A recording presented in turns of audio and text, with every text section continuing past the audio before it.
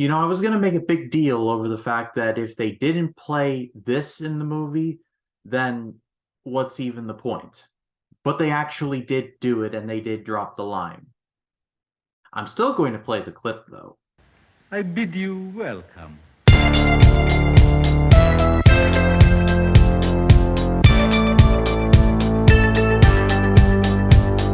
Hello everyone, my name is Ryan Cam, here with my brief thoughts on Renfield. This was directed by Chris McKay, the director of the Lego Batman movie.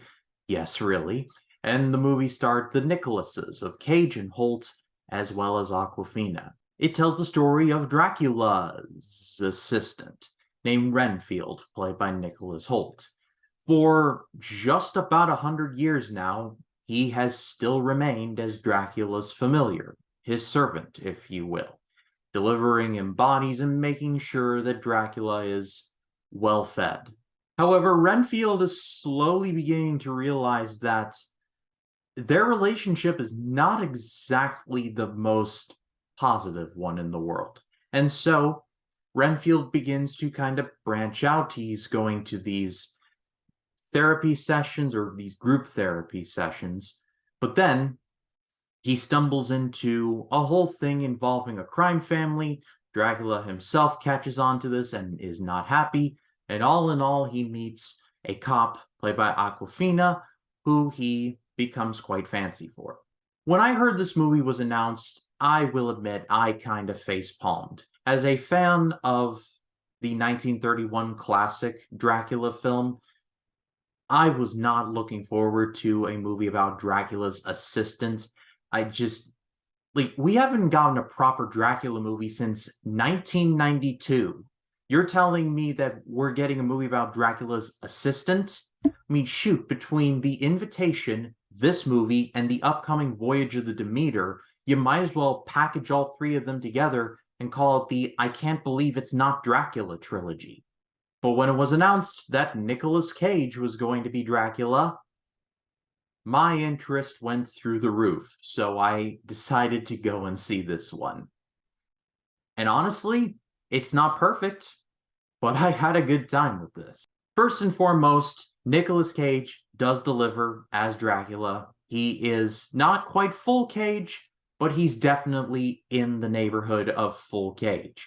He has the laughs, he's got the over-the-topness. You honestly don't see Dracula on screen all that much, but when he is on there, let's just say Cage maximizes his minutes. The movie does a good job of showing that, yes, this is indeed a toxic relationship, and Renfield has really had the power to leave this whole time, but he just never did. And so it's a good job of showing that it wasn't just one way or the highway. I was thinking that dynamic was going to be cringe. It actually wasn't. There's a scene when Renfield gets a studio apartment. You're going to know when you see it. It's actually pretty effective. Nicholas Holt is great in pretty much anything. I mean, X-Men First Class, Mad Max Fury Road. The dude just really knows what he is doing and really is the emotional heart of the movie, and he delivers. This movie definitely earns its R rating, which I did appreciate. There's a lot of CGI blood in this, let's just say that. However, just from the eyeball test, it looked like there was actually some practical effects in this too. So if that is the case, then two big thumbs up from me. There are a couple of fight sequences in here too where it impressed me how there was pretty much no shaky cam. There was some quick cam, but there was no really bad shaky cam. Like, it was actually all in cam. When Renfield eats a bug, any kind of bug, he basically turns into He-Man. He has the power and he just crushes everyone. There's one kill in this movie that is pretty much a fatality from Mortal Kombat, even down to you seeing the anatomy just break as the foot connects to the dude's chest. It's satisfying. Awkwafina is good. Her performance is good. I've been a fan of Awkwafina ever since The Farewell, which, if you have not seen that movie, see that movie. It will make you cry. And Awkwafina is really good in that. And she is good here. However, my negatives of the movie are not necessarily directed towards her. It's her subplot, or the subplot that she is involved in. She is a cop, and there is something about police corruption. I was way more invested in the Dracula and Renfield stuff. So whenever this police stuff came on, I just was like, Who cares? there's also a crime family, and there's actually a pretty good little moment where I was like, okay, maybe the movie should have just been about this, basically Dracula taking over this crime family. And it sort of happens, but it feels like a half measure. But at the end of the day, like I said, I still had a good time with this. I'm going to give this a high good rating. When I liked this movie, I really liked this movie.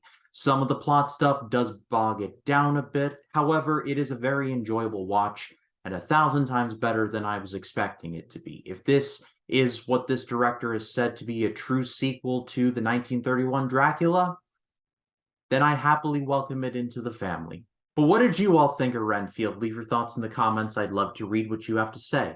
And if you like this video, please be sure to leave a like and subscribe to the channel and click the bell to allow notifications. So when a new video drops, you'll be the first to know about it. My name is Ryan Cam, and I'll see you in the next one.